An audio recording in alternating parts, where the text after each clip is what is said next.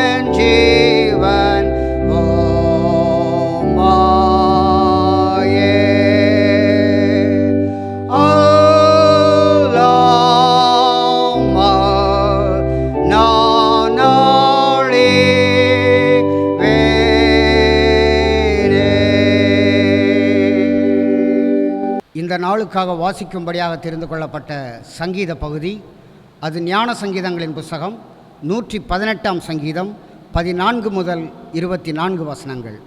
சங்கீதம் 118 14 முதல் 24 வசனங்கள். அதை நாம் யாவரும் முறையாக வாசிப்போம். கர்த்தர் என் பலனும் என் கீதமுமானவர், அவர் எனக்கு இரட்சிப்புமானார். நீதிமான்களுடைய கூடாரங்களில் இரட்சிப்பின் கம்பீர சத்தம் உண்டு. கர்த்தரின் வலதுகரம் பராக்கிரமம் செய்யும். கர்த்தரின் வலதுகரம் உயர்ந்திருக்கிறது. கர்த்தரின் வலதுகரம் பராக்கிரமம் செய்யும். நான் சாவாமல் பிழைத்திருந்து கர்த்தருடைய செய்கைகளை விவரிப்பேன். கர்த்தர் என்னை வெகுவாய் தண்டித்தும் என்னை சாவுக்கு ஒப்பு கொடுக்கவில்லை. நீதியின் வாசல்களை திறவுங்கள், நான் அவைகளுக்குள் பிரவேசித்து கர்த்தரை துதிப்பேன். கர்த்தரின் வாசல் இதுவே, நீதிமான்கள் இதற்குள் பிரவேசிப்பார்கள். நீர் எனக்கு செவி கொடுத்து எனக்கு இரட்சிப்பாய் இருந்தபடியால் நான் உம்மை துதிப்பேன். வீடு கட்டுகிறவர்கள் ஆகாதென்று தள்ளின கல்லே மூலைக்கு தலைக்கல் ஆயிற்று. அது கர்த்தராலே ஆயிற்று. அது நம்முடைய கண்களுக்கு ஆச்சரியமாய் இருக்கிறது. சேர்ந்து வாசிப்போம். இது கர்த்தர் உண்டு பண்ணின நாள், இதிலே களி கூர்ந்து மகிழ கடவோம். பிதாவுக்கும் குமாரனுக்கும் பரிசுத்த ஆவியானவருக்கும் மகிமை உண்டாவதாக, ஆதியிலும் இப்பொழுதும் எப்பொழுதுமான சதா காலங்களிலும் இருக்கிறபடியே ஆமேன். நாம் அனைவரும் ஆண்டவரை நோக்கி ஜெபம் செய்வோமாக. சகல நல் ஈவுகளுக்கும் மேன்மையான வரங்களுக்கும் ஊற்றாயிருக்கிற தயவுள்ள கடவுளே, உம்முடைய திருக்குமாரன் வாக்கருளியபடியே தேவரீர் உம்முடைய அடியாருக்கு பரிசுத்த ஆவியாகிய ஈவை அளித்து அவர்களை கொண்டு உம்முடைய திருச்சபையை அமைத்து அது உலகெங்கும் பரவும்படி செய்தீர். நாங்களும் உம்முடைய சுவிசேஷத்தை கேட்டு உமது திருச்சபையில் சேரும்படி அருள் கூர்ந்து நீர் அருளும் இரட்சிப்பை பற்றிய அறிவிலே வளர்ச்சியை அடையும்படி செய்து வருகிறீர். நீர் அருளிய இந்த நன்மைகளையெல்லாம் நாங்கள் நினைவு கூறும் இந்த நாளிலே தேவரீர் இயேசு கிறிஸ்துவின் நிமித்தம் பரிசுத்த ஆவியாகிய ஈவை எங்களுக்கு அளித்து எங்களை ஆசீர்வதிக்க வேண்டும் என்று உம்மை வேண்டிக் கொள்கிறோம் பிதாவே, ஆமேன். நம் பாவக்கேட்டை நீக்கி நம்மை மீட்டு ரட்சித்த ஆண்டவரை போற்றி பாடி கொண்டாடுகின்ற இறைமக்களாய் 248ஆம் ஞான பாடலை பாடுவோம். கர்த்தாவை போற்றி பாடு என் ஆவியே என் உள்ளமே, தேவ அன்பை நீ கொண்டாடு அதை மறக்கலாகாதே. உன் பாவத்தை மன்னித்தார், உன் கேட்டை நீக்கினார், உன் பிராணனை ரட்சித்தார், குணம் அளிக்கிறார். மகா இரக்கமான சகாயர் ஆண்டவர், ஒடுங்குண்டோருக்கான துணை தயாவரர். ஞானப்பாடல் 248 முதல் 2 கவிகளை பாடுவோம்.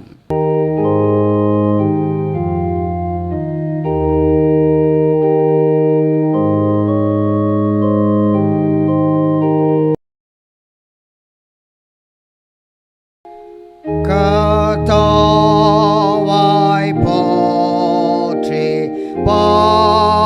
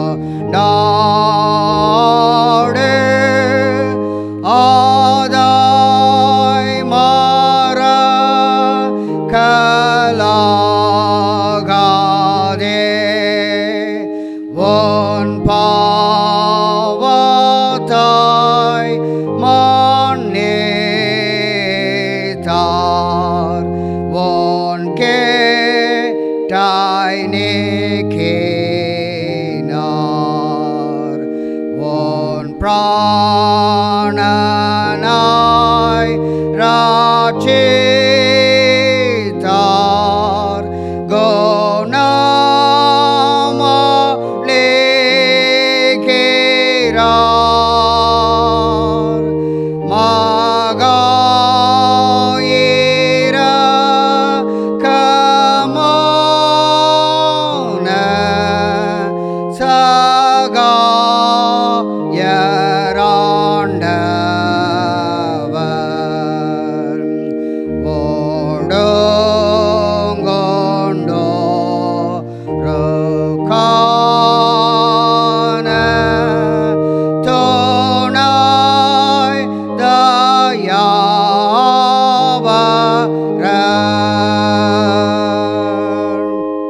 பரிசுத்த ஆவியின் பண்டிகையின் திருநாளாகிய இந்த நாளுக்கென்று குறிக்கப்பட்டிருக்கிற ஆரம்ப வாக்கியத்தை நான் சொல்ல சொல்ல திரும்ப சொல்லும்படி உங்களை அன்போடு அழைக்கிறேன்.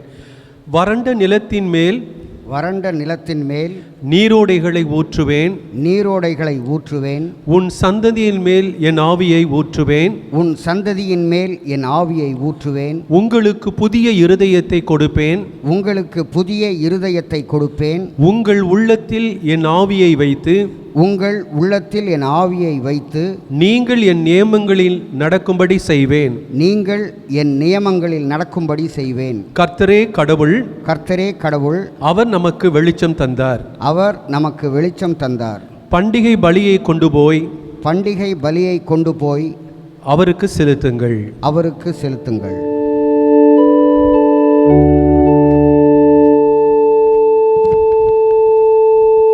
கர்த்தரை எல்லா காலத்திலும் ஸ்தோத்தரிப்பே, அவர்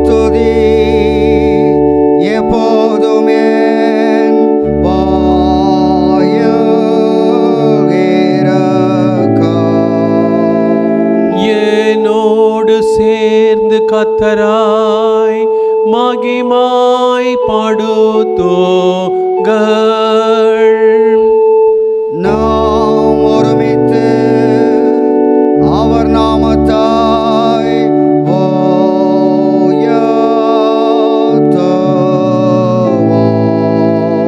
கர்த்தர் நல்லவர் என்பதை ருசித்து பாருங்கள். அவர் மேல் நம்பிக்கையாயிருக்கிற மனுஷன்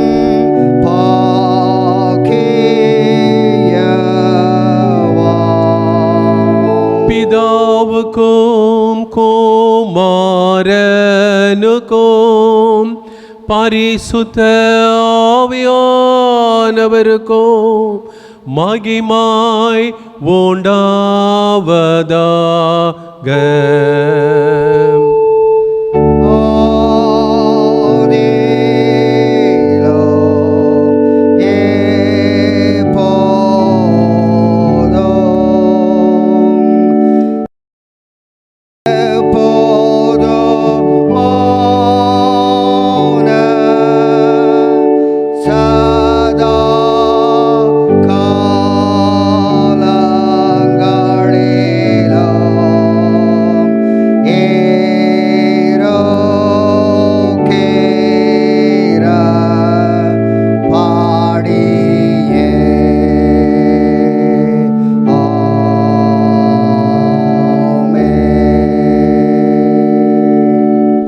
பிரியமானவர்களே, நீங்கள் உங்கள் அபாத்திர தன்மையையும் பாவ குற்றங்களையும் உணர்ந்தறிந்து கடவுளுக்கு முன்பாக உங்களை தாழ்த்துங்கள். அவரிடத்தில் சகாயத்தையும் கிருபையும் மன்னிப்பையும் தேடி ஆயக்காரனை போல் கடவுளே பாவிகளாகிய எங்கள் பேரில் கிருபையுள்ளவராகும் என்று கெஞ்சி கேட்பீர்களாக.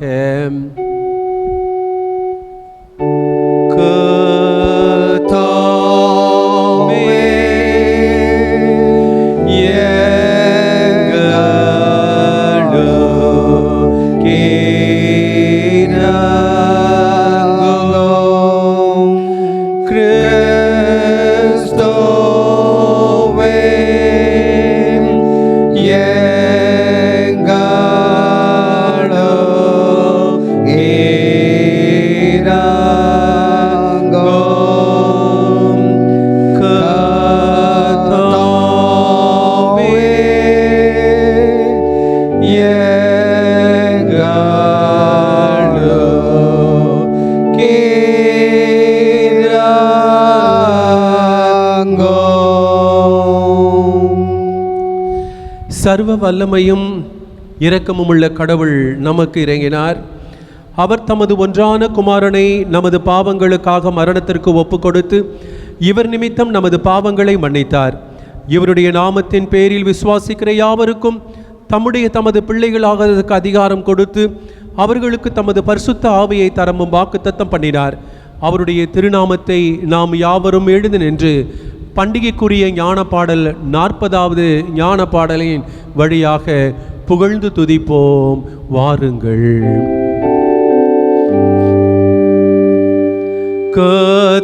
கர்த்தாவை போற்றுங்கள் எல்லாம் உலகின் ஜாதியாரே.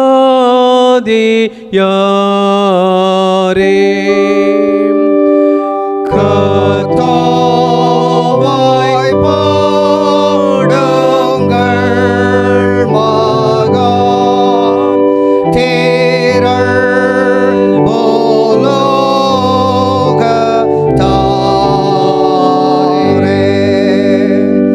இதோ பெரிய மைதானம்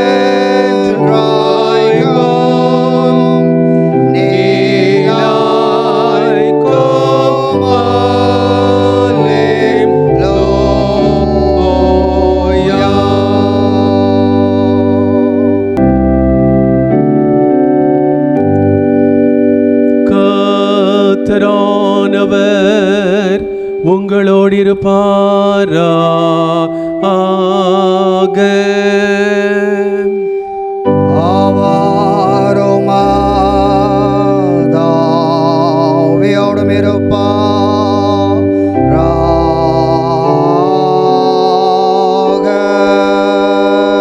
பிரார்த்தனை செய்வோமாக. கர்த்தராகிய கடவுளே, தேவரீர் பெந்தெகோஸ்தே நாளிலே விசுவாசிகளின் இருதயங்களை பரிசுத்த ஆவியின் ஒளியினால் பிரகாசிப்பித்து போதித்ததற்காக உமக்கு ஸ்தோத்திரம் செலுத்துகிறோம். நாங்கள் அதே ஆவியானவரால் எல்லாவற்றையும் சரியாய் நிதானித்தறியும் திறமை அடைந்து எப்பொழுதும் அவருடைய தேற்றறிவினால் சந்தோஷப்படும்படி எங்களுக்கு கிருபை செய்ய வேண்டும் என்று உம்மோடும் பரிசுத்த ஆவியோடும் என்றென்றைக்கும் ஜீவித்து அரசாளுகிற எங்கள் நாதர் இயேசு கிறிஸ்துவின் வழியாய் உம்மாய் வேண்டி கொள்ளுகிறோம். ஸ்வாமி.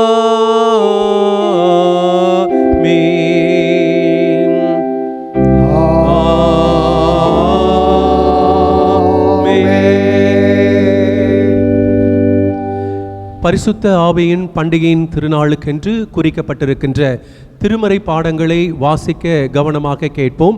இந்த நாளுக்குரிய பழைய ஏற்பாட்டின் திருமறை பாடம் ஏசாயா எழுதிய தீர்க்க தரிசன நூல் 44ஆம் அதிகாரம் முதல் 6 வசனங்களில் அடங்கியிருக்கிறது. இவற்றை வாசிக்க கவனமாக கேட்போம். ஏசாயா 44 1 முதல் 6. இப்போதும் என் தாசனாகிய யாக்கோபே, நான் தெரிந்து கொண்ட இஸ்ரவேலே கேள். உன்னை உண்டாக்கினவரும் தாயின் கர்ப்பத்தில் உன்னை உருவாக்கினவரும் உனக்கு துணை செய்கிறவருமாகிய கர்த்தர் சொல்கிறதாவது, என் தாசனாகிய யாக்கோபே, நான் தெரிந்து கொண்ட யெஷூரனே, பயப்படாதே. தாகமுள்ளவன் மேல் தண்ணீரையும் வறண்ட நிலத்தின் மேல் ஆறுகளையும் ஊற்றுவேன். உன் சந்ததியின் மேல் என் ஆவியையும் உன் சந்தானத்தின் மேல் என் ஆசீர்வாதத்தையும் ஊற்றுவேன். அதனால் அவர்கள் புல்லின் நடுவே நீர்க்கால்களின் ஓரத்திலே அலரி செடிகளைப் போல வளருவார்கள். ஒருவன் நான் கர்த்தருடையவன் என்பான், ஒருவன் யாக்கோபின் பெயரை தரித்து கொள்வான், ஒருவன் தான் கர்த்தருடையவன் என்று கையெழுத்து போட்டு இஸ்ரவேலின் நாமத்தை தரித்து கொள்வான். நான் முந்தினவரும் நான் பிந்தினவரும் வருந்தானே, என்னை தவிர தேவன் இல்லை என்றும் இஸ்ரவேலின் ராஜாவாகிய கர்த்தர் சேனைகளின் கர்த்தராகிய அவனுடைய மீட்பரும் சொல்கிறார். இருந்தவரும் இருக்கின்றவரும் வரவிருக்கின்றவருமாகிய எல்லாம் வல்ல கடவுளாகிய ஆண்டவர் தூயவர் தூயவர் தூயவர். மகிமையுள்ள கடவுளே தேவரீர் பரிசுத்தர், வல்லமையுள்ள கடவுளே நீர் பரிசுத்தர், என்றென்றும் உள்ள கடவுளே நீர் பரிசுத்தர். ஆமென். இந்த நாளுக்கென்று வாசிக்கும்படியாக தெரிவு செய்யப்பட்ட நிருப பகுதி அது அப்போஸ்தலர் நடபடிகளின் புத்தகம் 2ஆம் அதிகாரம் முதல் 11 வசனங்களில் அடங்கியிருக்கிறது. அவற்றை வாசிக்க கவனமாக கேட்போம். அப்போஸ்தலர் நடபடிகளின் புத்தகம் 2ஆம் அதிகாரம் 1 முதல் 11 வசனங்கள்.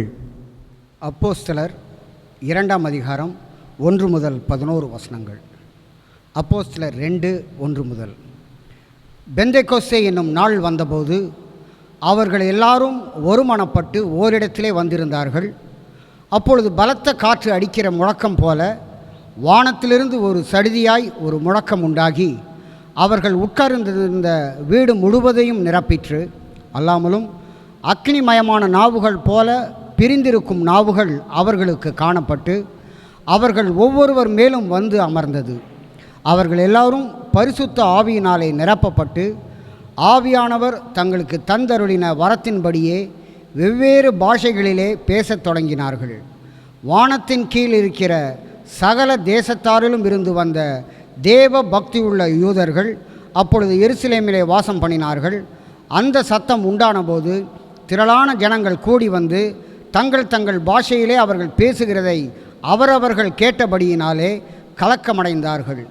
எல்லாரும் பிரமித்து ஆச்சரியப்பட்டு ஒருவரை ஒருவர் பார்த்து, இதோ பேசுகிற இவர்கள் எல்லாரும் கலிலேயர் அல்லவா?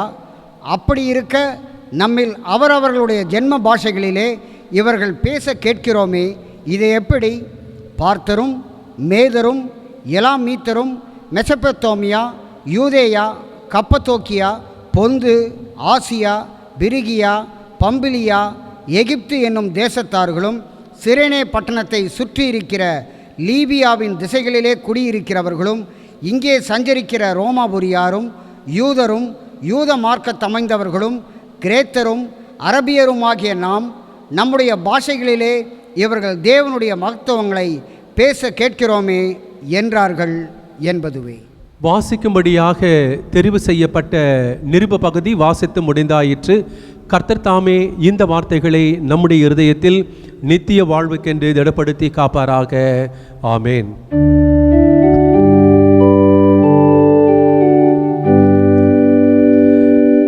மனுமக்கள் யாவர் மேலும் என் ஆவியை ஊற்றுவேன். உங்கள் குமாரரும் உங்கள் குமாரத்திகளும் தீர்க்க தரிசனம் சொல்லுவார்கள். அப்பொழுது கர்த்தரின் நாமத்தை தொழுது கொள்ளுகிறவன் எவனோ அவன் ரட்சிக்கப்படுவான் என்று கர்த்தர் சொல்லுகிறார்.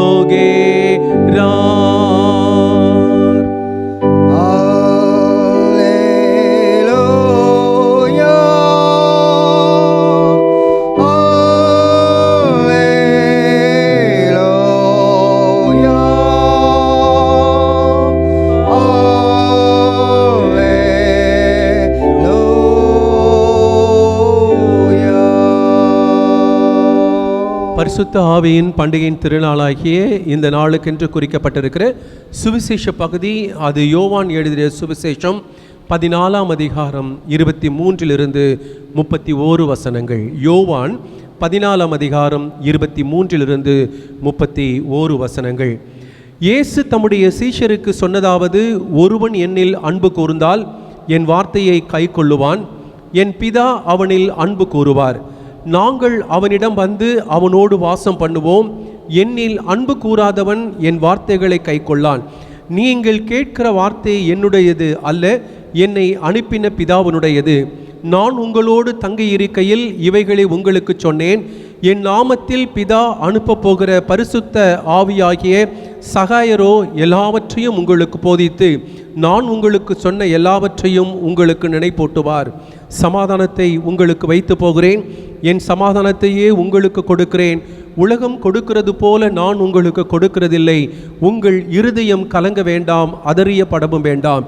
நான் போவேன் என்றும் திரும்ப உங்களிடம் வருவேன் என்றும் நான் உங்களுடனே சொன்னதை கேட்டீர்களே.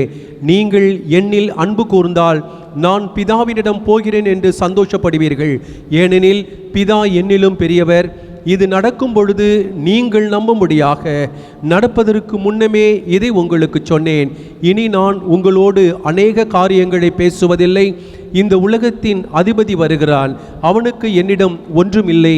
நான் பிதாவில் அன்பு கூறுகிறேன் என்றும் பிதா எனக்கு கட்டளையிட்டபடியே செய்கிறேன் என்றும் உலகம் அறியும்படி இப்படி நடக்கும் என்றார் என்பதுவே.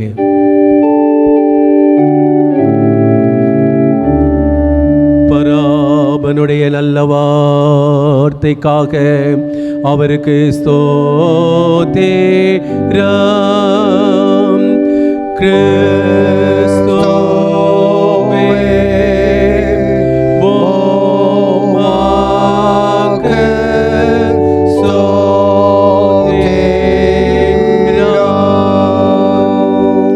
இன்று பரிசுத்த ஆவியின் பண்டிகையாக இருக்கிறபடியினாலே நம்முடைய விசுவாசத்தை பண்டிகை நாளுக்குரிய நிசையா விசுவாச பிரமாணத்தின் வழியாக சேர்ந்து நாம் அறிக்கை செய்வோம். ஒரே பராபரனை விசுவாசிக்கிறேன், இவர் வானத்தையும் பூமியையும் காணப்படுகிறதும் காணப்படாததுமான எல்லாவற்றையும் படைத்தவர், சர்வத்திற்கும் வல்ல பிதாவுமானவர். ஒரே கர்த்தராகிய இயேசு கிறிஸ்துவை விசுவாசிக்கிறேன். இவர் பராபரனுடைய ஒரே பேரான குமாரன், சர்வ காலங்களுக்கு முன்னே பிதாவின் என்று பிறந்தவர், உண்டாக்கப்பட்டவர் அல்ல, பிறந்தவரே. பராபரன் என்று பராபரன், ஜோதி என்று ஜோதி, மெய்யான தேவன் என்று மெய்யான தேவன், பிதாவோடு ஏக வஸ்துவானவர். இவரை கொண்டு எல்லாம் உண்டாயிற்று. இவர் மனிதராகிய நமக்காகவும் நமது இரட்சிப்பின் நிமித்தமாகவும் பரமண்டலங்களிலிருந்து இறங்கி பரிசுத்த ஆவியினால் கன்னிமரியாளிடத்தில் அவதரித்து மனிதனானார். பொந்தியு பிலாத்துவின் கீழ் நமக்காக சிலுவையில் அறையுண்டு மரித்து அடக்கம் பண்ணப்பட்டார். வேத எழுத்துக்களின்படியே 3ஆம் நாள் உயிர்த்தெழுந்தார். பரமண்டலங்களுக்கு ஏறி பிதாவின் வலது பாசத்தில் வீற்றிருக்கிறார். ஜீவனுள்ளோரையும் மரித்தோரையும் நடத்தியிருக்க மகிமையோடு திரும்ப வருவார். அவருடைய ராஜ்யத்திற்கு முடிவில்லை. பரிசுத்த ஆவியானவரை விசுவாசிக்கிறேன்.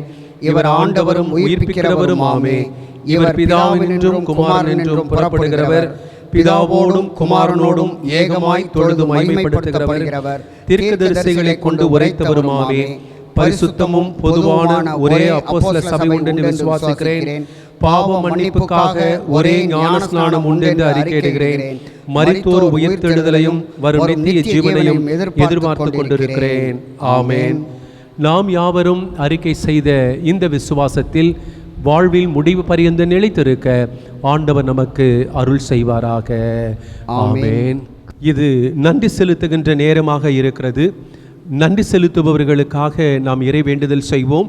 இவ்வாரத்தில் தங்களுடைய பிறந்த நாள், திருமண நாளை காணுகிற பிள்ளைகள் 23ஆம் தேதி Selvi A Abi Nancy Mrs Louis Victor, 24ஆம் தேதி செல்வி கிறிஸ்டோலிட் ஸ்வீட்லின், 25ஆம் தேதி Mrs Priyadarshini Malton, Mr TM Samuel, 26ஆம் தேதி Mrs Jacinth Mabel, Mrs Sweetlin Bastin, Selvi A Sharlin, Mr I Ashok Arulmanickam, 27ஆம் தேதி Mr R Thomas Raja, Mrs P Annie David, Mr S Stephan, Mr John Devanugraham, Mr Joshua Frederick, Mrs Lydia Priyadarisini, 28ஆம் தேதி Mrs Nancy Divya, Mrs Selvi Johnson, Mrs Deepa Joshua, Mrs Moses Ravikumar, Mr Arul David Dharmadurai, Mr JM Anand, doctor W Harry Santhaseelan.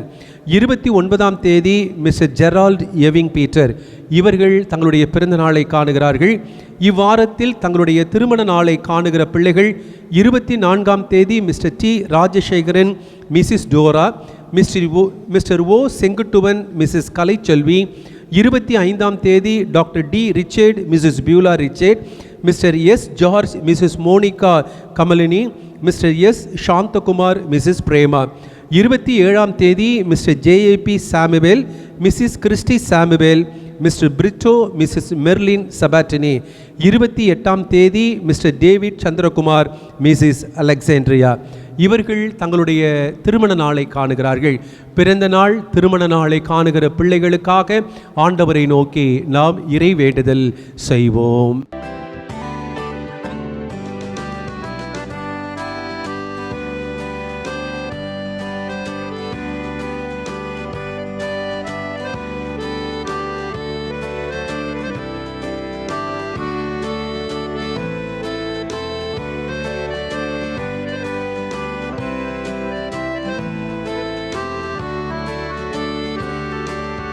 நன்றியால் நெஞ்சம் நிறைந்திடுதே, நன்மைகள் நாளும் நினைந்திடுதே. என்னருள்நாதர் அருட்கொடைகள் எத்தனை ஆயிரம் என்றிடுதே. நன்றியால் நெஞ்சம் நிறைந்திடுதே. ஆ ஆ ஆ ஆ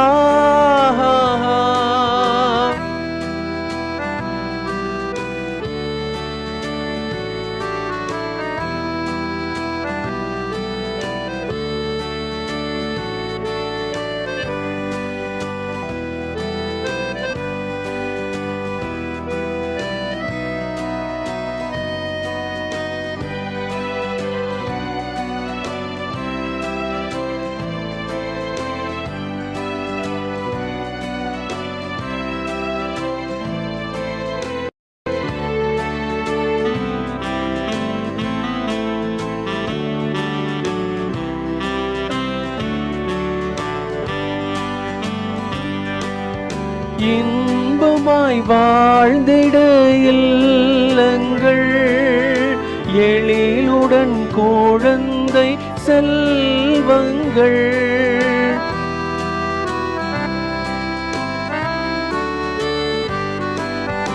இன்பமாய் வாழ்ந்திட இல்லங்கள் எழிலுடன் குழந்தை செல்வங்கள் துன்புறும் வேளையில் துணை கரங்கள் துதித்திட சொல்லுடன் ராகங்கள் துன்புறும் வேளையில் துணை கரங்கள் துதித்திட சொல்லுடன் ராகங்கள் நன்றியால் நெஞ்சும் நிறைந்திடுதே நன்மைகள் நாளும் நினைந்திடுதே என்னருள்ளாதர் அருட்கொடைகள் எத்தனை ஆயிரம் என்றிடுதே நன்றியால் நெஞ்சும் நிறைந்திடு. பயப்படாதே, உனக்கு வேண்டியபடியெல்லாம் செய்வேன். கர்த்தர் உன்னை வாளாக்காமல் தலையாக்குவார். பயப்படாதே, கர்த்தர் பெரிய காரியங்களை செய்வார். அன்பு நிறைந்த இறைவா, இவ்வாரத்தில் தங்களுடைய பிறந்த நாள் திருமண நாளை காணுகிற பிள்ளைகளுக்காக நாங்கள் ஜெபிக்கிறோம்.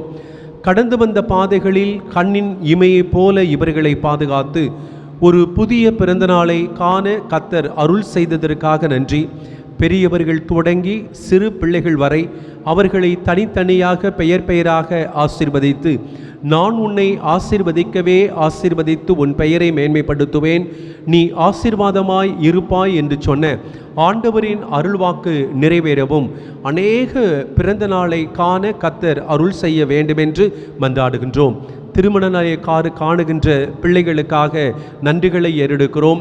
மனிதன் தனியாக இருப்பது நல்லதல்ல என்று சொல்லி ஏற்ற துணையை உண்டு பண்ணின எங்கள் அன்பின் கடவுளே, இல்லற வாழ்வின் ஆசீர்வாதங்களை பிள்ளைகளுக்கு கட்டளையிட்டு 128ஆம் ஆசீர்வாதத்தின் சகல நன்மைகளையும் பிள்ளைகளுக்கு பரிபூர்ணமாக கட்டளையிட்டு, கர்த்தர் சீயோனிலிருந்து உன்னை ஆசீர்வதிப்பார், ஜீவனுள்ள நாளெல்லாம் எருசலேமின் வாழ்வை காண்பாய் என்கின்ற நிறைந்த மகிழ்ச்சி சமாதானத்தை பிள்ளைகள் சோதரித்து கொண்டு வாழ கர்த்தர் அருள் செய்ய வேண்டுமென்று இயேசுவின் திருப்பெயரில் இறை வேண்டுதல் செய்கிறோம். நல்ல கடவுளே, ஆமேன். ஆண்டவர் அருளும் சமாதானம் உங்களோடு கூட இருப்பதாக. ஆமேன். தீமை நிறைந்த எங்கள் மனதை மாற்ற வாரும் தூய ஆவியே என்று பரிசுத்த ஆவியானவரை வருந்தி அழைக்கின்ற இறை மக்களாய் 103ஆம் ஞான கீர்த்தனையை பாடுவோம். தீய மனதை மாற்றவாரும் தூய ஆவியே கன நேய மேவியே. ஞான கீர்த்தனை 103 புதிய புத்தகத்தில் 98 முதல் 2 கவிகளை பாடுவோம்.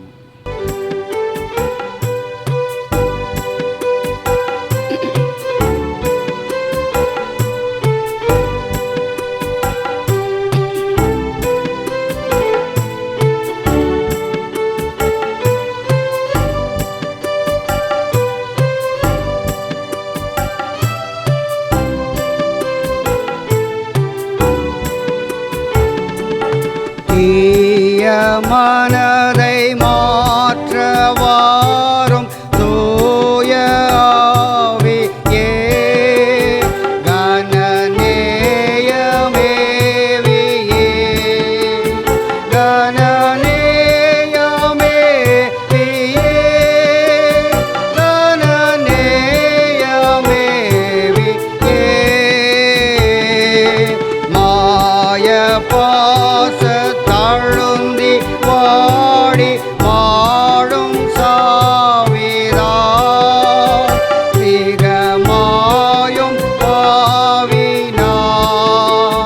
மிகமாயும் பாவினார்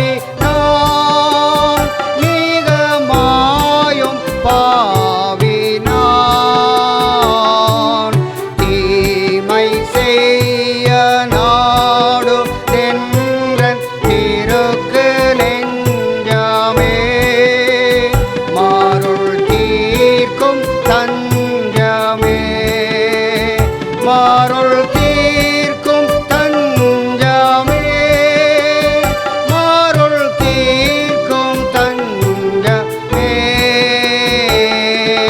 தீய மனதை மாற்றவ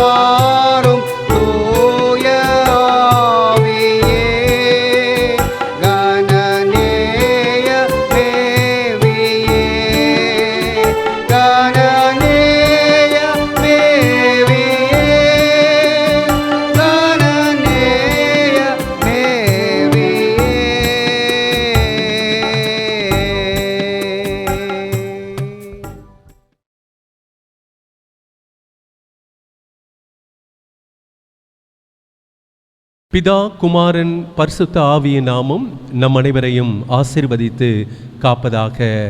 ஆமேன். பரிசுத்த ஆவியின் பண்டிகையின் திருநாள். இந்த நாளுக்கென்று வாசிக்கும்படியாக தெரிவு செய்யப்பட்ட திருமறை பாடம் ரோமர் எழுதிய நிருபம் 8ஆம் அதிகாரம் முதல் 11 வசனங்கள். ரோமர் 8ஆம் அதிகாரம் 1-11 வசனங்களை வாசித்து இந்த நாளின் தியானத்திற்குள் நாம் கடந்து செல்லுவோம். ஆகவே கிறிஸ்து இயேசுவோடு இணைந்திருப்போருக்கு இனி தண்டனை தீர்ப்பே கிடையாது.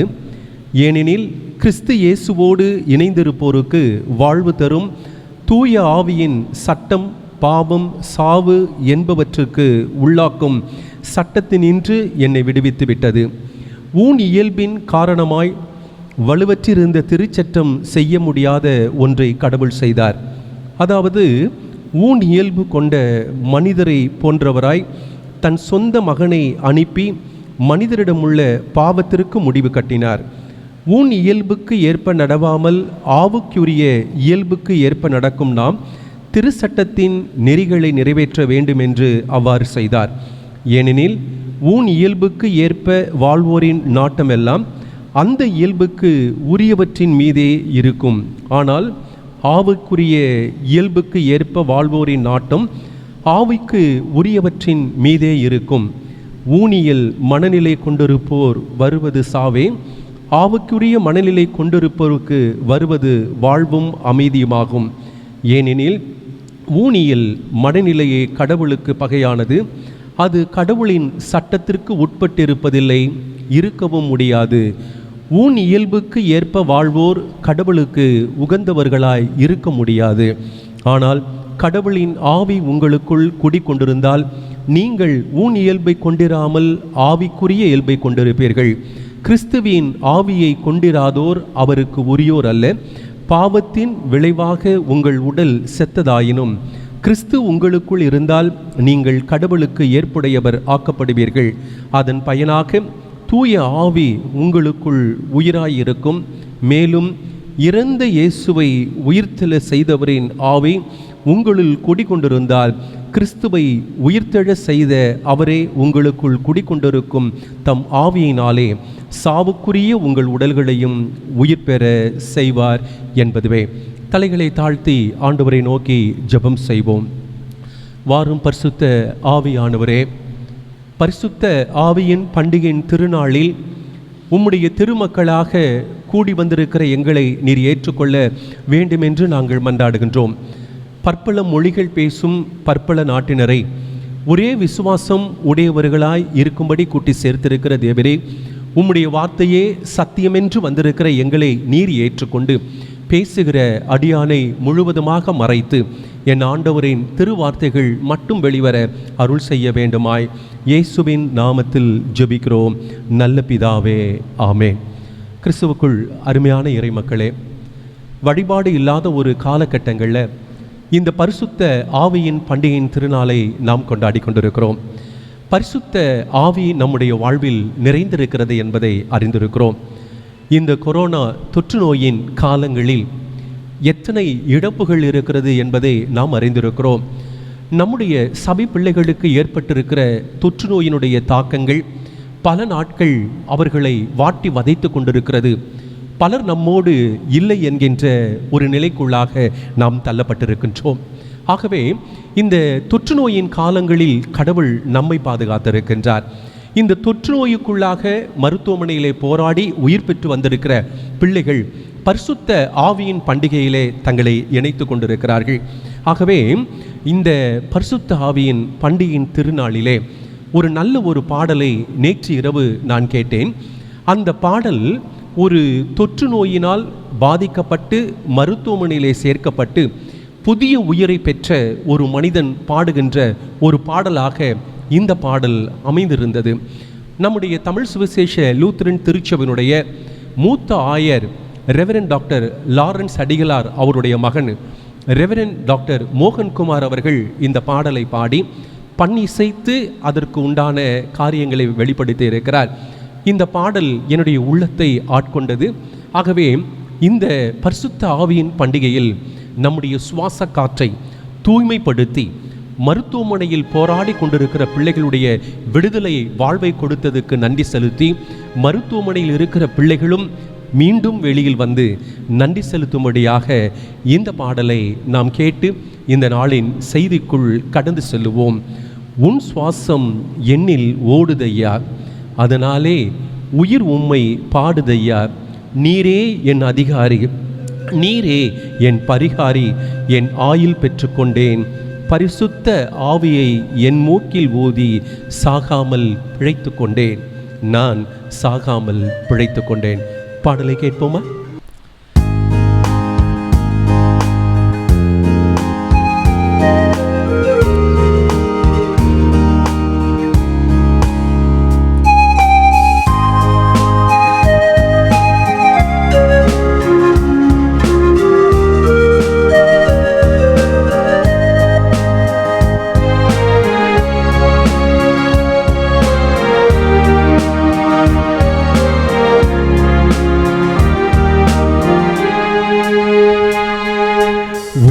சுவாசம் என்னில் ஓடுதையா, அதனாலே உயிர் உம்மை பாடுதையா.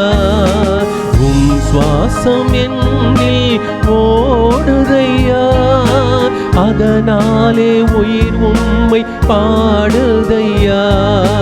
நீரே என் அதிகாரி, நீரே என் பரிகாரி, என் ஆயுள் பெற்று கொண்டேன். பரிசுத்த ஆவியை என் மூக்கில் ஊதி சாகாமல் பிழைத்து கொண்டேன். நான் சாகாமல் பிழைத்து கொண்டேன். உன் சுவாசம் என்னில் ஓடுதையா.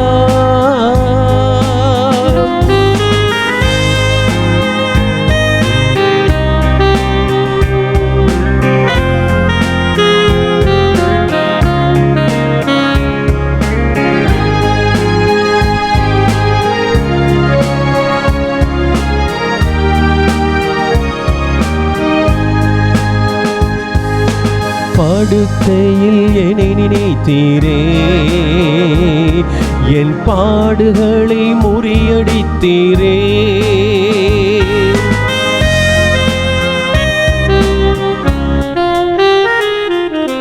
படுக்கையில் என்னை நினைத்தீரே, என் பாடுகளை முறியடித்தீரே. உலகத்தின் காற்றை வேண்டி திணறி நான் தவித்த போது உம் மூச்சை ஊற்றி விட்டேன். உலகத்தின் காற்றை வேண்டி திணறி நான் தவித்த போது உம் மூச்சை ஊதி விட்டேன். என் தீபம் ஏற்றி விட்டேன்,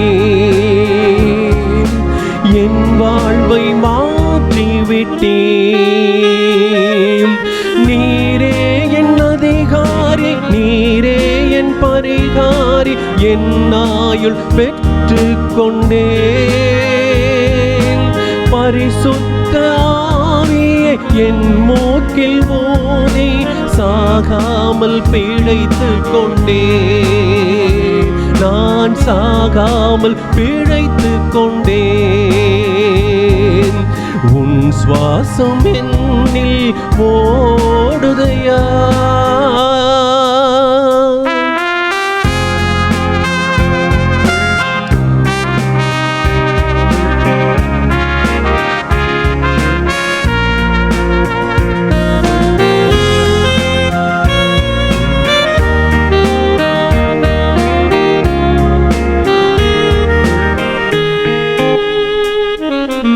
மரித்தாலும் பிழைப்பான் என்றே என்னை மறிக்காமல் பிழைக்க வைத்தேன்.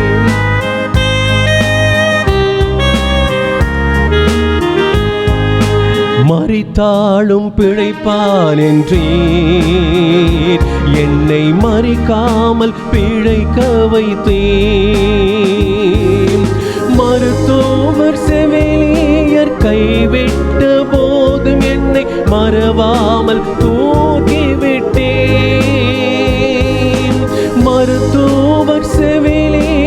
கைவிட்ட போதும் என்னை மறவாமல் தூக்கிவிட்டீர், மறுபடியும் தேற்றி விட்டீர், என்னை மகிழ்வுடன் பாட வைத்தேன். நீரே என் அதிகாரம், நீரே என் பரிகாரம், என் ஆயுள் பெற்று கொண்டேன். பரிசுத்த ஆவியை என் மூக்கில் ஊதி சாகாமல் பிழைத்துக் கொண்டேன். நான் சாகாமல் பிழைத்துக் கொண்டேன். உன் சுவாசம் என்னில் ஓடுதையா, அதனாலே உயிர் உம்மை பாடுதையா. உன் சுவாசம் என்னில் ஓடுதையா, அதனாலே உயிர் உம்மை பாடுதையா. இந்த பரிசுத்த ஆவியின் பண்டிகையின் திருநாளிலும் கூட இந்த பாடல் உங்களுடைய வாழ்க்கையில் ஒரு பெரிய விடுதலை கொடுக்கும் என்று சொல்லி நான் நம்பி ஆண்டவரிடத்தில் உங்களை ஒப்படைக்கிறேன். பரிசுத்த ஆவியின் பண்டிகை, பரிசுத்த ஆவியை கடவுள் நமக்கு புரிந்திருக்கிறார். நாம் வாசிக்க கேட்ட ரோமர் 8ஆம் அதிகாரம் முதல் 11 வசனங்கள் தூய ஆவியை அருளும் வாழ்வு என்று இங்கு கொடுக்கப்பட்டிருக்கிறது. இந்த ரோமர் 8ஆம் அதிகாரம் 9வது வசனத்தில் கடவுளின் ஆவி உங்களுக்குள் குடிக்கொண்டிருந்தால் நீங்கள் ஊன் இயல்பை கொண்டிராமல் ஆவிக்குரிய இயல்பை கொண்டிருப்பீர்கள், கிறிஸ்துவின் ஆவியை கொண்டிராதோர் அவருக்கு உரியோர் அல்ல என்று சொல்லி இந்த தூய ஆவி அருளும் வாழ்வு எப்படி இருக்க வேண்டும் என்றால், ஊன் இயல்புக்கு ஏற்படுகின்ற ஊன் இயல்புக்கு ஏற்ற வாழ்க்கை வாழாதபடி ஆவிக்குரிய வாழ்விற்குள்ளாக நடக்க ரோம திருச்சபைக்கு தூய பவுலடிகளார் எழுதுகிறதை நாம் பார்க்கிறோம். சங்கீதம் 118ஆம் சங்கீதம் 23வது வசனத்தில் ஆண்டவரால் இது நிகழ்ந்துள்ளது, நம் கண்களுக்கு இது வியப்பாயிற்று, ஆண்டவர் தோற்றுவித்த வெற்றியின் நாள் இதுவே, இன்று அக்களிப்போம் அகமகிழ்வோம் என்று சொல்லி 118ஆம் சங்கீதம் 23-24 சொல்லுகிறது. ஏசாயா 44ஆம் அதிகாரம் 1 முதல் 6 வசனங்களில் 3வது வசனம் சொல்லுகிறது, தாகமுற்ற நிலத்தில் நீரை ஊற்றுவேன், வறண்ட தரையில் நீரோடைகளை ஓட செய்வேன், உன் வழி மரபினர் மீது என் ஆவியை பொழிவேன், உன் வழி தோன்றலுக்கு நான் ஆசி வழங்குவேன், அவர்கள் நீரோடை அருகிலுள்ள புல் போலும் நாணல்கள் போலும் செழித்து வளருவர் என்று சொல்கிறார். அப்போஸ்தலர் நடவடிக்கைகள் 2ஆம் அதிகாரம் முதல் 11 வசனங்களை வாசிக்கும் பொழுது தூய ஆவியினுடைய வருகையை பற்றி இந்த இடத்துல கொடுக்கப்படுகிறது. 4வது வசனத்தில் அவர்கள் அனைவரும் தூய ஆவியால் ஆட்கொள்ளப்பட்டனர், தூய ஆவியின் தூண்டுதலால் அவர்கள் ஒவ்வொருவரும் வெவ்வேறு மொழிகளில் அவர்கள் பேசத் தொடங்கினார்கள் என்று இங்கு கொடுக்கப்பட்டிருக்கிறது.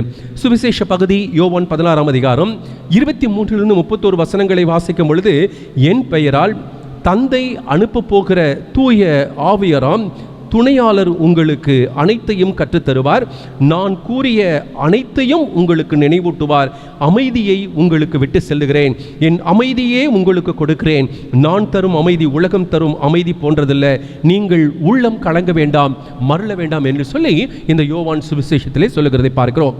இந்த நாளுடைய படிவாக்கியம், மாந்தர் யாவர் மேலும் என் ஆவியை பொழிந்தருளுவேன், உங்கள் புதல்வரும் புதல்வரையும் இறைவாக்கு உரைப்பர், அப்பொழுது ஆண்டவரின் திருப்பெயரை சொல்லி வேண்டுவோர் யாவரும் தப்பி பிழைப்பர் என்று சொல்லி அப்போஸ்தலர் 2ஆம் அதிகாரம் 17-21 சொல்கிறதை பார்க்கிறோம். அருமையான இறை மக்களே, இந்த பரிசுத்த ஆவியின் பண்டிகையின் திருநாளிலே கொடுக்கப்பட்டிருக்கின்ற இந்த திருமறை பகுதிகள் அனைத்தும் பரிசுத்த ஆவியினுடைய வல்லமை எப்படி இருக்கிறது என்பதையும் அந்த வல்லமையை இக்காலகட்டங்களில் நானும் நீங்களும் பெற்றுக்கொள்ள வேண்டும் என்று சொல்லி திருச்சபை நம்மை அழைத்திருக்கிறது. கம் ஹோலி ஸ்பிரிட் ரினிவஸ் என்று கொடுக்கப்பட்டிருக்கிற தலைப்பு, நான் தெரிவு செய்த தலைப்பு, வாரும் தூய ஆவியானவரே எம்மை புதுப்பியும், கம் ஹோலி ஸ்பிரிட் ரினிவ் ஆஸ் என்று சொல்லி இந்த பகுதியை நான் பார்க்கும் பொழுது 3 சிந்தனைகளை பெற்றேன். முதலாவதாக, the Holy Spirit who renews life, the Holy Spirit who renews sense of life, the Holy Spirit who establishes the justice என்று சொல்லி 3 காரியங்கள். முதலாவதாக நான் சொன்னேன், the Holy Spirit who renews life, உயிரை புதுப்பிக்கும் தூய ஆவியானவர். இரண்டாவதாக the Holy spirit who renewals sense of life, உணர்வுகளை உயிரூட்டும் தூய ஆவியானவர். The Holy spirit who establish the justice, உலகுக்கு நீதியை நிலைநாட்டும் தூய ஆவியானவர் என்கின்ற சிந்தனைகளை மிக சுருக்கமாக நாம் சிந்திக்கலாம். தூய ஆவியினுடைய படைப்பின் தொடக்கம் முதலே ஆவியானவர் செயலாற்றி வருகிறதை பார்க்கிறோம். ஆதியாகம புத்தகம் 1ஆம் அதிகாரம் 2வது வசனத்தில் நீர்த்திரளின் மேல் கடவுளின் ஆவி அசைந்து கொண்டிருந்தது என்று வாசிக்கிறோம். 2ஆம் அதிகாரம் 7வது வசனத்தில் மண்ணால் மனிதனை உருவாக்கி அவன் நாசிகளில் உயிர் மூச்சை ஊத மனிதன் உயிருள்ளவன் ஆனான் என்று சொல்லி ரூவா, spirit of God, breath of God என்று சொல்லி இந்த இடத்துல தூய ஆவி உலகை படைப்பதற்கு முன்பாகவும் படைக்கும் பொழுது மனிதனுடைய வாழ்விற்குள் அது செயலாற்றுகிறதை நாம் பார்க்கிறோம்.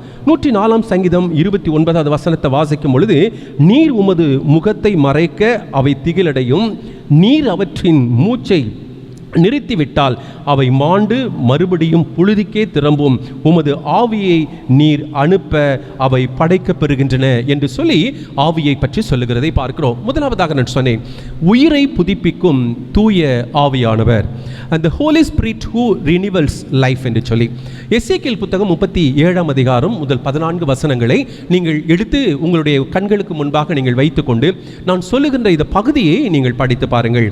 இந்த எசேக்கியேல் 37 முதல் 14 வசனங்களை வாசிக்கும் பொழுது அதனுடைய அழுத்தம் எதை சொல்லுகிறது என்றால், உலர்ந்த எலும்புகள் உயிர் அடைந்து உயிர் இழந்து துண்டிக்கப்பட்ட நிலையில் உள்ள இஸ்ரவேல் மக்களின் கல்லறைகளை திறக்கும் அடையாளமாக இறைவாக்கினர் ஏசாயாவுக்கு கடவுள் அருளும் காட்சி. எசேக்கியேல் தீர்க்கதரிசிக்கு கடவுள் இந்த இடத்துல மிகப்பெரிய ஒரு தரிசனத்தை கொடுக்கிறார். அந்த தரிசனம் என்னவென்றால், உலர்ந்த எலும்புகள் உயிர் பெறுகின்ற ஒரு அனுபவம்.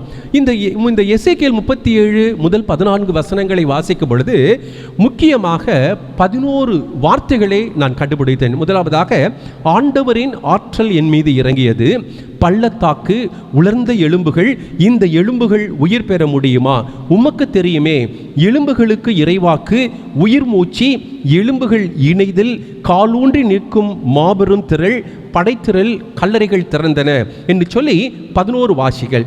இதை நீங்கள் வாசிக்கும் பொழுது ஆண்டவரின் ஆற்றல் என் மீது இறங்கியது என்று சொல்லி இந்த முதல் வார்த்தை உலகினை பகுத்தறிவும் ஆற்றலை நம்மிடத்திலே கொடுக்கிறது. ஆகவே தான் சொன்னேன், உயிரை புதுப்பிக்கும் தூய ஆவியானவர் நம்மோடு இருக்கிறார். ஆகவே உலகினை பகுத்தறியும் ஆற்றலை தூய ஆவியானவர் நம்முடைய வாழ்விற்கு கொடுக்கிறார். இரண்டாவதாக, பள்ளத்தாக்கு என்று சொன்னேன். இந்த பள்ளத்தாக்கு எதன் அடையாளமாக இருக்கிறது என்றால், மக்களின் வாழ்க்கை சூழல் நசுக்கப்படும் விளிம்பு நிலையில் இருக்கிறத பார்க்கிறோம். இன்னைக்கு கொரோனா நோயினால மக்கள் விளிம்பு நிலைமைக்கும் மரணத்திற்கும் சென்று கொண்டிருக்கிறார்கள். இவ்விதமான ஒரு சூழல் மத்தியிலே அடையாளப்படுத்த பள்ளத்தாக்கை இங்கு குறிக்கப்படுகிறது. உலர்ந்த எலும்புகள் என்று எதை குறிக்கிறது என்று சொன்னால், நீண்ட கால அடிமைத்தனத்தின் அடையாளத்தை குறிக்கிறதை நீங்கள் அங்கு பார்க்கலாம்.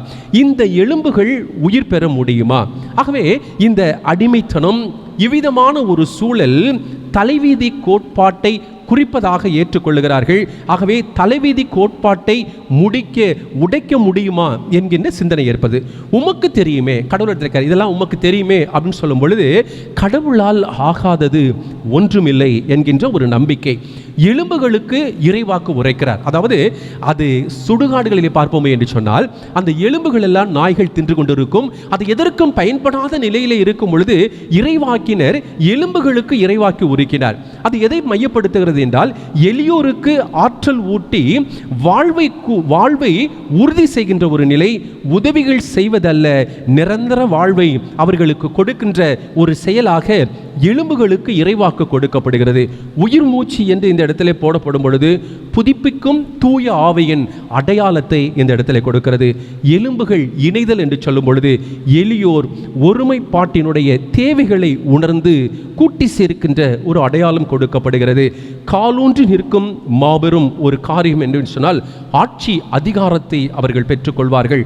படைத்திரள் என்று சொல்லும் பொழுது அடிப்படை உரிமைகளை பெற்று ஒடுக்கியவர்களை அச்சத்திற்கு உள்ளாக்குகின்ற ஒரு நிலை என்று சொல்லி கல்லறைகள் திறப்பது என்பது தேக்க நிலை உடைந்து உயிரற்றவர்களுக்கு உயிரூற்றுகின்ற ஒரு நிகழ்வு. அருமையான இறை மக்களே, இஸ்ரவேல் மக்கள் இவ்விதமான ஒரு காலகட்டங்களிலே வாழ்ந்து இனி எனக்கு வாழ்க்கையே இல்லை என்று சொல்லி மரணத்தினுடைய விளிம்புகளுக்கு சென்ற அந்த பிள்ளைகளுக்கு எசேக்கியேல் தீர்க்கதரிசி எசேக்கியா குறிக்கின்ற அந்த ஆற்றல் மிக்க செய்தி, தூய ஆவி உங்களுடைய வாழ்வுக்குள்ளாக வரும் பொழுது ஒரு புதிய விடியல் கிடைக்கிறது என்கின்ற செய்தி கிடைக்கிறது. ஆகவே இது உயிரூட்டும் புதுப்பிக்கும் திருப்பணியாக இருக்கிறத நம்ம யோசிக்கிறோம்.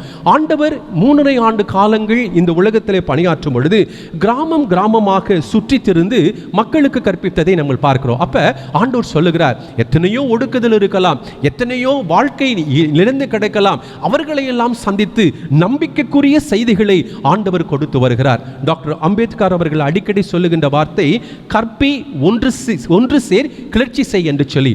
ஆகவே அவர்களுக்கு போதித்து அவர்களை ஒன்று சேர்த்து ஒரு கிளர்ச்சி என்கின்ற ஒரு உயரிய காணிகளுக்குள் வரும் பொழுது உலர்ந்த எலும்புகள் எப்படி தூய ஆவியினுடைய வல்லமையை பெற்று உயிர் பெறுகிறதோ அவ்விதமான ஆற்றலை, திருப்பணியை ஆண்டவர் இயேசு கிறிஸ்து எனக்கும் உங்களுக்கும் முன்பாக அவர் கொண்டு வந்து கொடுக்கிறார்.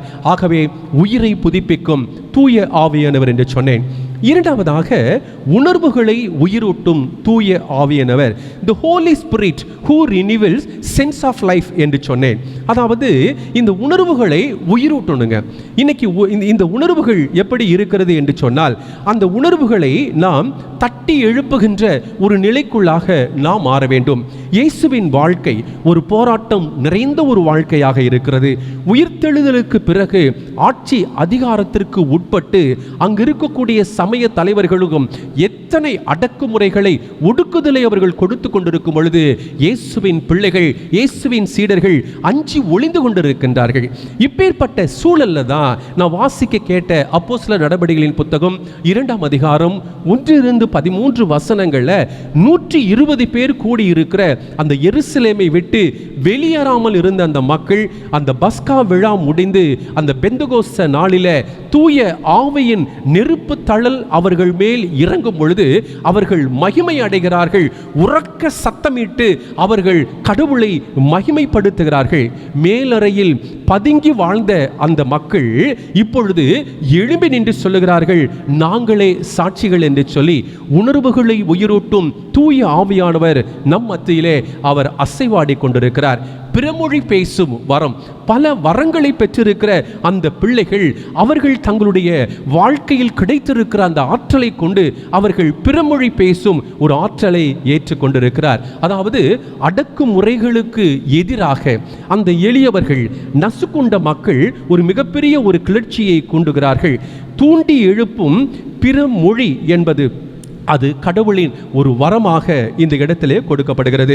1 கொரிந்தியர் 14ஆம் அதிகாரம் 5வது வசனத்தை வாசிக்கும் பொழுது அங்கு தூய பவுலடிகளார் கொரிந்து சபைக்கு சொல்லுகிறார், நீங்கள் அனைவரும் பரவச பேச்சு பேசுவதை நான் விரும்புகிறேன், ஆனாலும் நீங்கள் இறைவாக்கை உரைப்பதையே நான் அதிகமாக நான் விரும்புகிறேன் என்று இந்த இடத்துல சொல்லுகிறார்.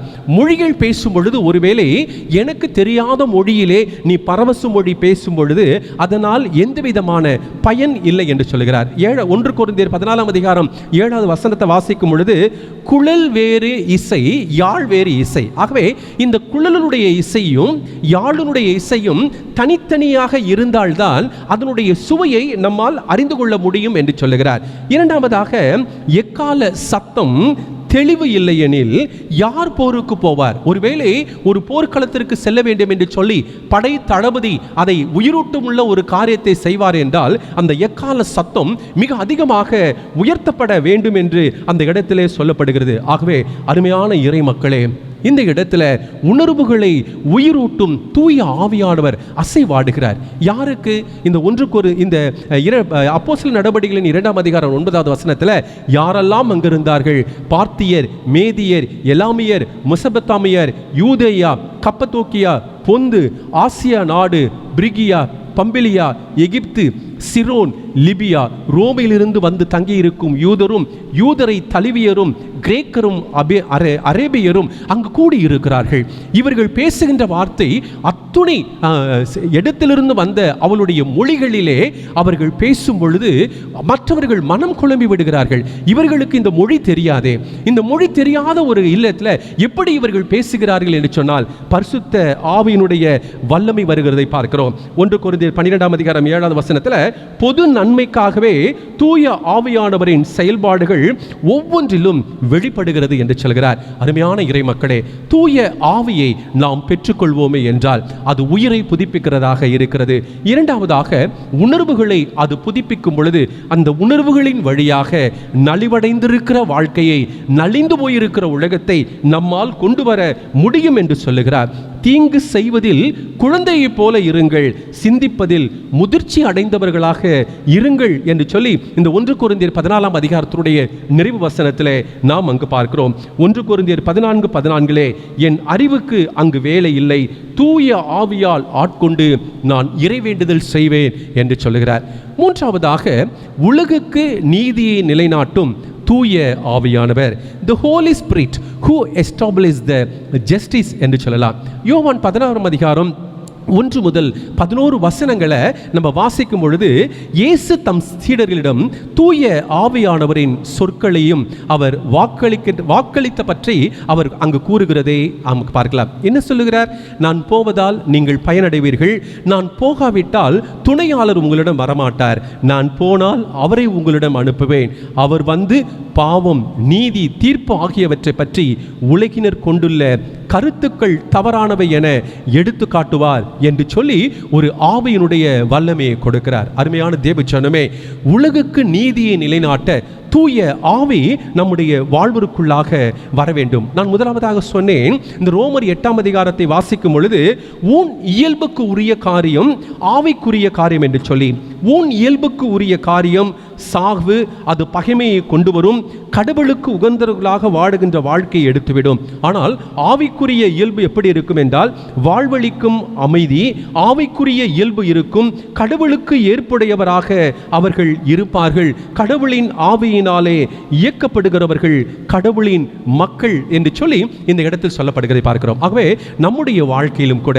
இந்த உலகுக்கு நீதியை நிலைநாட்டும் தூய ஆவியானவர் நம்முடைய வாழ்வுக்குள்ளாக வரணும். தூய ஆவி இறங்கிடுச்சுன்னு வச்சிங்களேன், அங்கு புதுமைகள் பிறக்கிறதை பார்க்கிறோம். தமிழகத்தில் கடந்த ஜூன் மாதம் 2ஆம் தேதி, புதிய மே மாதம் 2ஆம் தேதி கடவுள் ஒரு பெரிய ஆற்றலை கொடுத்து நீதியின் சூரியன் ஒதிக்கும்படியாக ஒரு தமிழக அரசை ஏற்றுக்கொண்டிருக்கின்ற நம்முடைய தமிழக முதல்வர் அவர்கள் இந்த 11 நாட்களிலே நடைபெற்ற பல சூழல்களை பார்க்கும் பொழுது அவருடைய நாவுகளிலிருந்து வார்த்தை மக்களுக்கு நம்பிக்கையை கொடுக்கிறது. நான் பார்க்கிறேன், தூய ஆவியானவர் இந்த அரசை கொண்டு வந்திருக்கிறார், இந்த அரசிலிருந்து வெளிவருகிறது என்பதை தன்னுடைய தலைமைச் செயலகத்திலிருந்து அவர் சொல்லுகிறார். அழையுங்கள், கூப்பிடுங்கள் அந்த கர்ணனை என்று சொல்லுகிறார். யார் அந்த கர்ணன்? கோடிக்கணக்கில் கொடுத்த அந்த மனிதரை அவர் பார்க்கல, எத்தனையோ பிரபலமடைந்த மனிதர்கள் அவர் பார்க்கிற. யாரை கூப்பிடுகிறார் என்றால் தன்னுடைய உடன் அதிகாரியை அழைத்து அந்த கர்ணனை அழையுங்கள் என்றார். யார்? ஒரு அபார்ட்மெண்ட்ல ஒரு நல்ல ஒரு இரவு வாட்ச்மேனாக இருக்கக்கூடிய ஒரு மனிதன் என்ன செய்கிறான்? கொரோனாவுடைய தாக்கத்தை அறிஞ்சி பல சூழல்களிலே மனம் உடைந்து தன்னுடைய 1 மாத சம்பளத்தை எடுத்துக்கொண்டு அதிலிருந்து 101 ரூபாயை அவர் வைத்து அந்த 10,101 ரூபாயை தமிழக முதல்வரிடத்திலே கொடுக்க வேண்டும் என்று சொல்லி நினைத்து இரவு விழிப்புணர்வு பணியை நிறைவு செய்து சைக்கிளிலே அவர் புறப்பட்டு தலைமைச் செயலகத்துக்கு செல்லுகிறார். தான் வந்த நோக்கத்தை சொல்லுகிறார். இது தமிழக முதல்வருடைய கவனத்திற்கு செல்லும் பொழுது அவர் எப்படி அழைக்கிறார் என்றால், கூப்பிடுங்கள் அந்த கர்ணனை என்று சொல்லி அவரை அழைத்து அங்கீகாரம் கொடுக்கிறத நாம் இந்த இடங்களிலே பார்க்கிறோம். நான் சொன்னேன், உலகுக்கு நீதியை நிலைநாட்டும் தூய ஆவியானவர் நம்மோடு அசைவாடி கொண்டிருக்கிறார் என்று சொல்லி.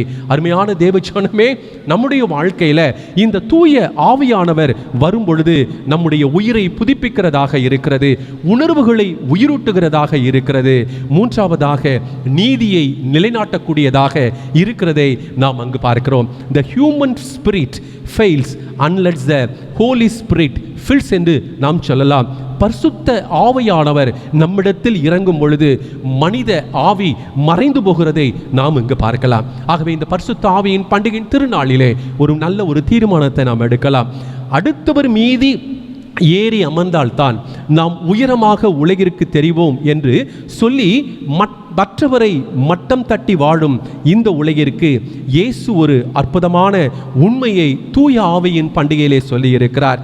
அடுத்தவனை அமிழ்த்தி உயர வேண்டிய அவசியம் இல்லை. அடுத்தவரை உயர்த்தும் பொழுது நாம் எந்த விதத்தில் குறையாமலும் தொடர்ந்து உயர்கிறோம் என்கின்ற உயர்ந்த கருத்தை ஆண்டவர் சொல்லுகிறார். ஆகவே நாம் அடுத்தவரை அமிழ்த்து கொண்டிருக்கிறோமா அல்லது அடுத்தவரை உயர்த்தி கொண்டிருக்கிறோமா?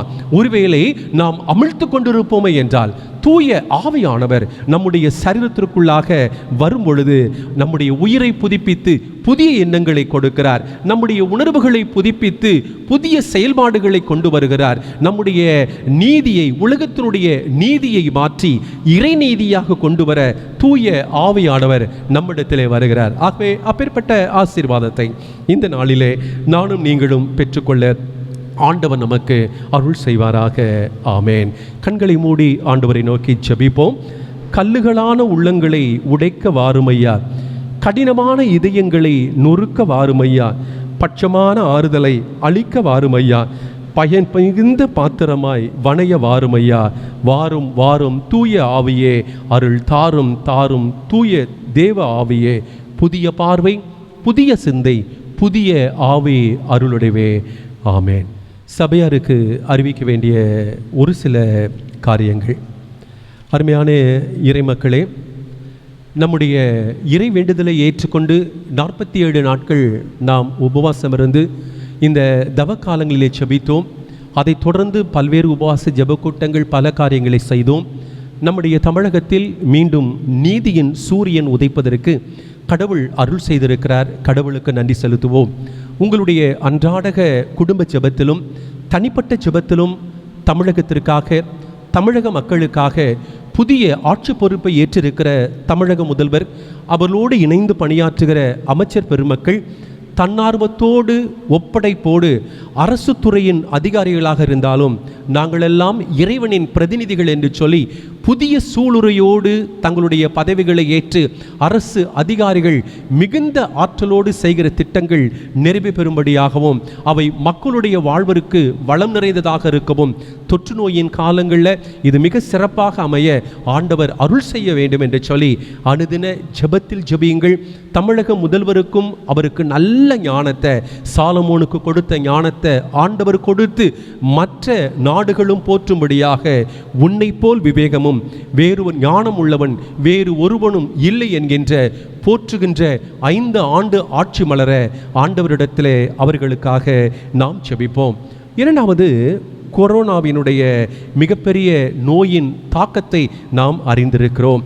ஆகவே இந்த கொரோனா காலங்களில் தயவு கூர்ந்து உங்களிடத்தில் கேட்கிறேன், வீட்டை விட்டு வெளியே வராதீர்கள். அனாவசியமாக எங்கும் நீங்கள் செல்லாதீர்கள். மனித உறவுகளை தவிர்த்து கொண்டு அவர்களுக்காக நீங்கள் செபியுங்கள். தனிமை மிக மிக அவசியம். முக கவசத்தை அணிந்து கொள்ளுங்கள். சானிடைசரை நீங்கள் எப்பொழுதும் நீங்கள் பயன்படுத்துங்கள். எப்பேற்பட்ட திருமணமாக இருந்தாலும் சரி, அது மரண இல்லங்களாக இருந்தாலும் சரி, நாம் நேசிக்கக்கூடிய மனிதர்களாக இருந்தாலும் இக்காலகட்டங்களில் நம்ம இந்த உறவுகளை எல்லாம் சற்று ஒதுக்கி வைத்து தொலைபேசியிலே தொடர்பு கொண்டு வாழ்த்தலாம். அவர்களுக்கு நம்பிக்கைக்குரிய செய்திகளை நாம் கொடுக்கலாம். காரணம், இன்னும் 2 வாரங்களிலே 3வது அலை மிக பயங்கரமாக இருக்கும்.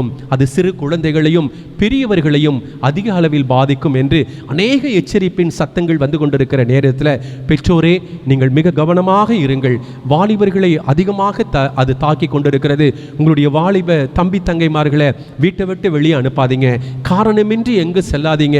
பொருட்களை வாங்கும் பொழுது 1 வாரத்திற்கு வேண்டிய பொருட்களை நீங்கள் வாங்கி வைத்து கொண்டு யாராவது ஒருவர் மட்டுமே குடும்ப தேவைகளை சந்திக்க நீங்கள் செல்லும்படி கேட்டுக்கொள்கிறேன். பணித்தலங்களுக்கு செல்லுகிறவர்கள் மிக மிக மிக மிக ஜாக்கிரதையாக அரசு வழிவகுத்து கொடுத்திருக்கிற காரியங்களை கடைபிடிக்கும்படி உங்களை இந்த நேரத்திலே அன்போடு நான் கேட்டுக்கொள்கிறேன். இந்நாட்கள் நமக்கு ஜெபிக்கிற ஒரு நாட்களாக இருக்கிறது. ஒரு நாளைக்கு நம்ம 5 மணிக்கு ஜெபிக்கலாம். காலை 4 மணி, காலை 9 மணி, காலை 12 மணி, மதியம் 3 மணி, மாலை 6 மணி என்று சொல்லி 5 முறை ஒரு அரை மணி நேரமாவது நம்முடைய வெள்ளத்தில் முழங்கால் படியிட்டு செபிக்கும் பொழுது தேசத்திலே இந்த நோய்கள் இல்லாதபடி கர்த்தர் மாற்ற சித்தம் கொண்டிருக்கிறார். ஆக இவற்றிற்குள் உங்களை இணைத்துக் கொள்ளும்படி உங்களை அன்போடு கேட்டுக்கொள்கிறேன். கர்த்தருக்கு சித்தமானால் ஜூம் வழியாக இந்த ஜெபத்தை நடத்துவதற்கு நான் முயற்சி எடுத்துக் கொண்டிருக்கிறேன். கடவுள் அதை வாய்க்க பண்ணுவாரே என்று சொன்னால் அந்த ஜெபத்தில் உங்களையும் அழைத்து நாம் இணைந்து செபித்து இந்த நோய்களை போக்குகின்ற தீர்மானத்தை நிறைவேற்ற ஆண்டவர் அருள் செய்வார். மேலுமாக நம்முடைய சபையில் இருந்து வாழ்ந்து கடவுளுடைய அழைப்பிற்குள் கடந்து போயிருக்கிற பிள்ளைகளுக்காக இந்த நேரத்தில் நம்ம செபிக்கலாம். குறிப்பாக லில்லி பாலகிருஷ்ணன் அம்மா அவர்கள் 91 வயது. அவர்கள் நம்முடைய சபையை சேர்ந்த ஹுல்டா ஹேமாமாலினி அம்மா அவர்களோடும் அவருடைய கணவன் சாம்சன் ராஜசேகரன் இவருடைய குடும்பத்திலே வாழ்ந்து வந்த அருமையான தாயார். 91 வயதிலே அவர்கள் மரித்திருக்கிறார்கள். 91 வயது இருந்தாலும் அவர்கள் தன்னுடைய தாயை குழந்தையை போல் அவர்கள் பாதுகாத்ததை நான் கண்கூடாக பார்த்திருக்கிறேன். அம்மா அவருடைய ஆன்மா அமைதி அடையும்படியாக நாம் இந்நாட்களிலே நாம் செபிக்கலாம். அதை தொடர்ந்து மிகுந்த ஒரு பாரமான ஒரு செய்தி நம்முடைய சபையை சேர்ந்த திருமதி வெண்ணிலா சந்திரசேகரன் அவர்கள் தன்னுடைய 51வது வயதில் அவர்கள் 7ஆம் தேதி காலை அவர்கள் கர்த்தருக்குள் அமைதலாய் நித்திரை அடைந்திருக்கிறார்கள். மிக ஒரு சுகமான ஒரு செய்தி. ஒரு ஆற்றல் மிக்க ஒரு சகோதரி 47 நாட்களில் சிலுவை தியானத்தை மிக மிக அழகாக நடத்தியவர். கிராமப்புறங்களிலே கர்த்தருடைய வார்த்தைகளை வல்லமையோடு அவர்கள் அந்த 7 வார்த்தைகளிலே பிரசங்கித்த ஒரு அமைதியான ஒரு நல்ல ஒரு சகோதரி. அந்த சகோதரி நீதிமொழிகள் 31ஆம் அதிகாரத்தில் சொன்ன அத்தனை குணாதிசயங்களும் பெற்றிருக்கிற அருமையான பிள்ளை. அவர்கள் கடந்து போனது என்பது நம்முடைய ஆலயத்திற்கு மிகப்பெரிய ஒரு இழப்பு. அவரை இழந்து தவிக்கிற அவருடைய அன்பான கணவர் சந்திரசேகரையும் அவருடைய அருமையான மகன் சாமுவேல் எல்ஜாவையும் ஆண்டவர் உலகம் தர முடியாத ஆறுதலையும் சமாதானத்தையும் கொடுக்க இவற்றிற்காக நாம் ஜெபிப்போம். அன்பு நிறைந்த கடவுளே, இந்த கொரோனா தொற்றுநோயின் காலங்களில் எத்தனையோ மரணங்களை நாங்கள் கேட்கிறோம் ஐயா. ஆனால் எங்களுடைய குருசேகரும் எங்களுடைய கிறிஸ்துநாதர் ஆலயத்தைச் சேர்ந்த இந்த பிள்ளைகளுடைய மரணம் எத்தனை பாதிப்பை கொடுத்திருக்கிறது என்பதை நாங்கள் அறிந்திருக்கிறோம். அருமையான லில்லி பாலகிருஷ்ணன் அம்மா அவர்கள் 91 வயது பூரண வயது வாழ்ந்ததற்காக நன்றி. இருப்பினும் தாயை இழந்து தவிக்கிற அருமையான மகளையும் மருமகனையும் பேத்தியையும் கர்த்தர் ஆறுதல் படுத்த வேண்டும் என்று மன்றாடுகின்றோம். எங்களுடைய அருமையான சகோதரி திருமதி வெண்ணிலா சந்திரசேகரன் அவர்களுக்காக ஜெபிக்கிறோம். 51 நாட்களிலே ஆண்டவரே, கண்ணிமைக்கும் நேரத்திலே மருத்துவமனையிலே எத்தனையோ போராட்டங்களை பிள்ளைகள் போராடினாலும் ஆண்டவரே இதை நீரே செய்தீர் என்று வாய்மூடி மௌனமாக காத்திருக்கிற என் பிள்ளைகளை உலகம் தர முடியாத ஆறுதலின் வார்த்தைகளினாலே ஆறுதல் படுத்த வேண்டுமென்று மன்றாடுகிறோம். அருமையான பிள்ளை இந்த உலகத்தில் வாழும் பொழுது அவர்கள் செய்த அத்துணை காரியங்களும் பரலோகத்தில் ஆண்டவர் இயேசு கிறிஸ்துவின் அருகிலே வீற்றிருப்பார் என்ற நம்பிக்கையை நாங்கள் பெற்றுக்கொள்கிறோம். அவர்கள் விட்டு சென்றிருக்கிற அருமையான அவருடைய கணவன், 2 மகன், தாய், குடும்பத்தின் உறவின் பிள்ளைகளை உலகம் தர முடியாத ஆறுதலையும் சமாதானத்தையும் கட்டளையிட்டு ஆண்டவரே இவர்களை நீர் வழிநடத்த வேண்டுமாய் இயேசுவின் நாமத்தில் ஜெபிக்கிறோம் நல்ல பிதாவே, ஆமேன். சபையாருக்கு அறிவிப்பு. திருமணத்தை பற்றிய அறிவிப்பு. ஆண்டவரின் அருளால் நமது TLC தாம்பரம் குருசேகரம் கிறிஸ்துநாதர் ஆலயத்தைச் சேர்ந்த D Reuben Dhanaraj Mrs Esther Chellamani இவளது அன்பு மகள் டாக்டர் கெட்ரூட் ஜெனிஃபர் வெனிஷியாவும் TLC தூய திருத்துவ ஆலயம் திருச்சிராப்பள்ளி ஆலயத்தைச் சேர்ந்த Mr G Santhakumar Mrs Lydia Florence இவளது அன்பு மகன் எஸ் ஹாரிசன் இம்மானுவேலும் திருமணம் செய்து கொள்ள வேண்டும் என்று இருக்கிறார்கள். இச்செய்தி இப்பொழுது 3வது முறையாக அறிவிக்கப்படுகிறது. இவர்களது திருமணத்திற்கு ஏற்புடைய தடை இருக்குமானால் அதை அறிந்தவர்கள் திருமணத்திற்கு முன்னதாகவே எழுத்து மூலம் சபை ஆயருக்கு தெரிவிக்க வேண்டும். கடவுள் இவர்களுக்கு தம்முடைய அருளையும் இரக்கத்தையும் கொடுத்து அவர்கள் தங்கள் இல்லற வாழ்க்கையை கிறிஸ்தவ முறைப்படி தொடங்கவும் இறைப்பற்று உள்ளவர்களாக வாழவும் அருள் செய்வாராக. ஆமேன். திருமணத்தை பற்றிய அறிவிப்பு. ஆண்டவரின் அருளால் நமது TLC தாம்பரம் குருசேகரம் கிறிஸ்துநாதர் ஆலயத்தைச் சேர்ந்த திரு டி விக்டர் ராஜையா, திருமதி ஷீபா ஜெப நளினா இவளது அன்பு மகன் வி சிசில் கிறிஸ்டோஃபரும், திரு முல்லைவேந்தன் திருமதி வசந்தா இவளது அன்பு மகளும் இதே சபையை சார்ந்த செல்வி பூஜாஸ்ரீயும் திருமணம் செய்து கொள்ள வேண்டும் என்று இருக்கிறார்கள். இச்செய்தி இப்பொழுது 2ஆம் முறையாக அறிவிக்கப்படுகிறது. இவர்களது திருமணத்திற்கு ஏற்புடைய தடை இருக்குமானால் அதை அறிந்தவர்கள் திருமணத்திற்கு முன்னதாகவே எழுத்து மூலம் சபை குருவுக்கு தெரிவிக்க வேண்டும். கடவுள் அவர்களுக்கு தம்முடைய அருளையும் இரக்கத்தையும் கொடுத்து இவர்கள் தங்கள் இல்லற வாழ்க்கையை கிறிஸ்தவ முறைப்படி தொடங்கவும் இறைப்பற்று உள்ளவர்களாக வாழவும் அருள் செய்வாராக. ஆமேன். நம்முடைய ஆண்டவராகிய இயேசு கிறிஸ்துனுடைய கிருபையும் பிதாவாகிய கடவுளுடைய அன்பும் தூய ஆவியினுடைய வழிநடத்துதலும் ஆசீர்வாதம் அரவணைப்பும் உங்கள் அனைவரோடு கூட இருப்பதாக.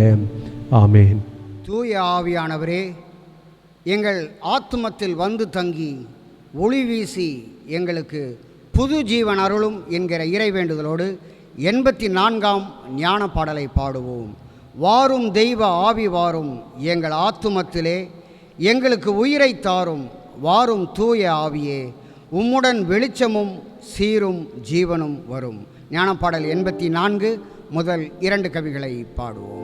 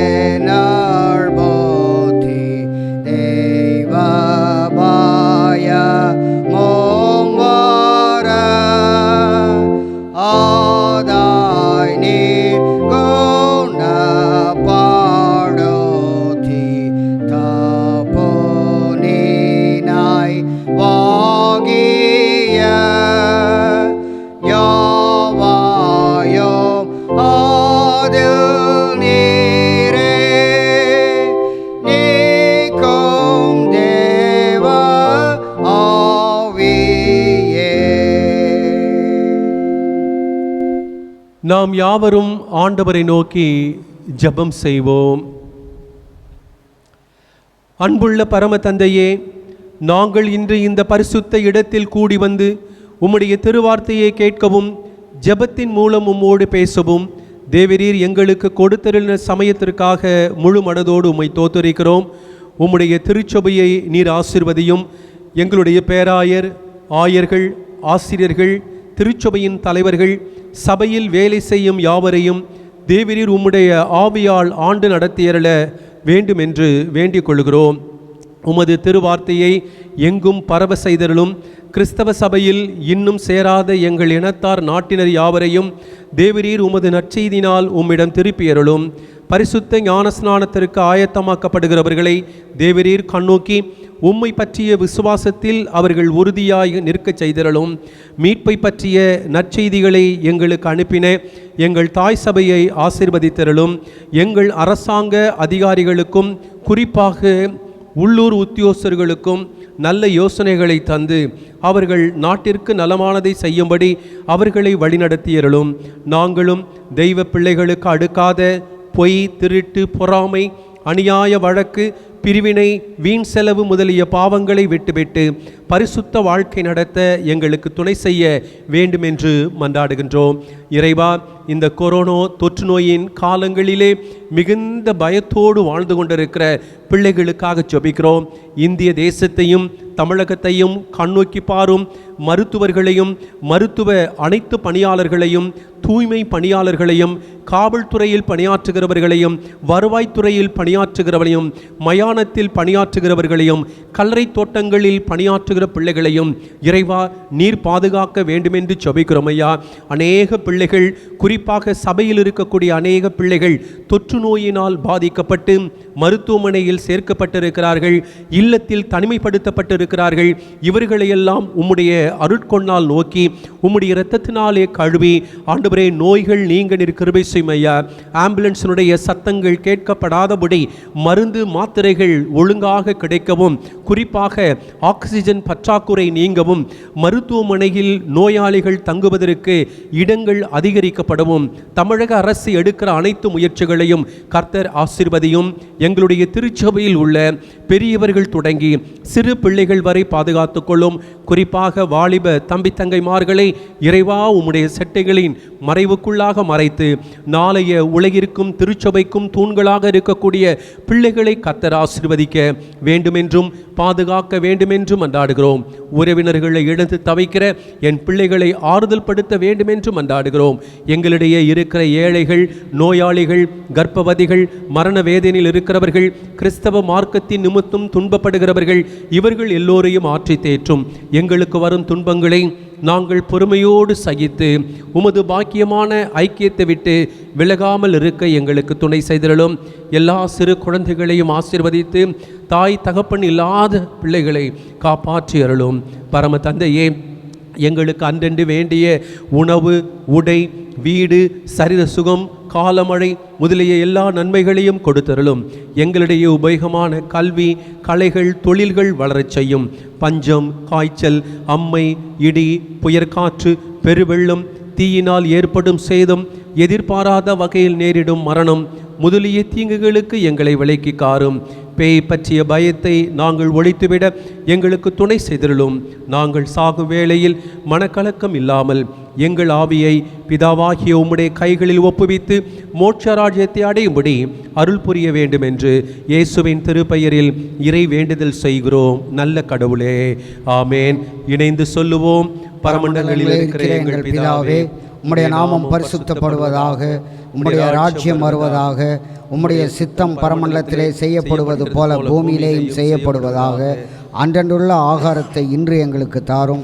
எங்கள் கடனாளிகளுக்கு நாங்கள் மன்னிக்கிறது போல நீரும் எங்கள் பாவ கடன்களை எங்களுக்கு மன்னியும். எங்களை சோதனைக்குள் பிரவேசிக்க பண்ணாமல் தீமையிலிருந்து ரட்சித்தருளும். ராஜ்யமும் வல்லமையும் மகிமையும் என்றென்றைக்கும் உம்முடையவைகளே சுவாமி. ஆமேன்.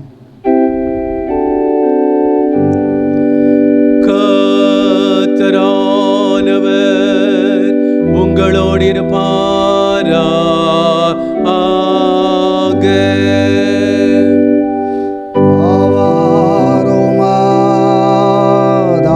ஆவாரோமாதாவியோடும் இருப்பாராக.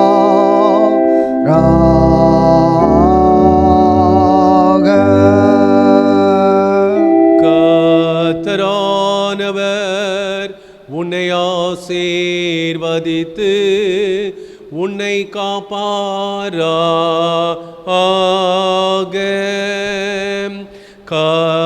கர்த்தரானவர் தமது திருமுகத்தை உன்மேல் பிரகாசிக்க செய்து உன்னிடம் கிருபையுள்ளவராயிருப்பார்.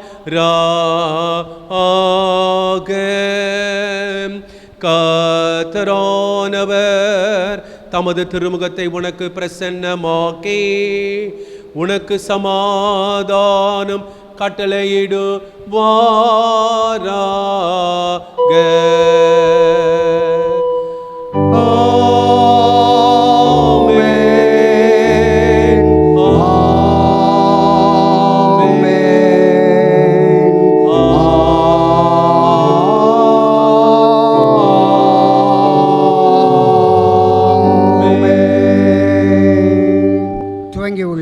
இந்த புதிய வாரத்தில் நம்மை முழுமையாய் ஆண்டவரின் கரத்தில் ஒப்படைத்து, ஆண்டவரே நாங்கள் என்றும் உம்மில் நிலைத்து நிற்க உமது உபதேசத்தால் எங்களை வழிநடத்தும் என்கிற இறைவேண்டுதலோடு 10ஆம் ஞான பாடலை பாடுவோம்.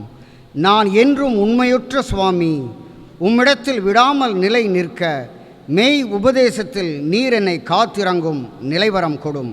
இவ்வன்புக்கு இங்கும் அங்கும் நான் உம்மை போற்றவும். 10ஆம் ஞான பாடலை பாடுவோம்.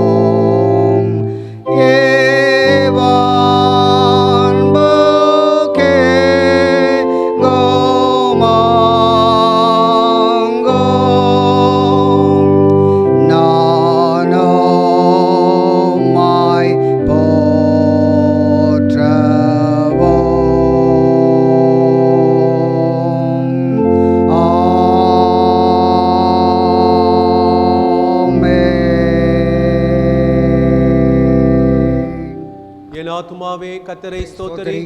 என் முழு உள்ளமையுடைய பரிசுத்த நாமத்தை ஸ்தோத்திரி. என் ஆத்துமாவே கர்த்தரை ஸ்தோத்திரி. அவர் செய்த சகல உபகாரங்களை மறவாதே. ஆமென். ஆண்டவர் அருளும் சமாதானம் உங்களோடு கூட இருப்பதாக. ஆமென். சுவாமி கிருபையாயிரும். கிறிஸ்துவே கிருபையாயிரும். சுவாமி கிருபையாயிரும். ஆமென். பிராபனுக்கு ஸ்தோத்திரம். மருத்துவர் செவிலிய கைவிட்ட போதும் என்னை மறவாமல் தூக்கிவிட்டீர். மறுபடியும் தேற்றி விட்டீர். என்னை மகிழ்வுடன் பாட வைத்தேன். நீரே என் அதிகாரம், நீரே என் பரிகாரம். என் ஆயுள் பெற்று கொண்டேன். பரிசுத்த ஆவியை என் மூக்கில் ஊதி சாகாமல் பிழைத்துக் கொண்டேன். நான் சாகாமல் பிழைத்துக் கொண்டேன். உன் சுவாசம் என்னில் ஓடுதையா, அதனாலே உயிர் உம்மை பாடுதையா.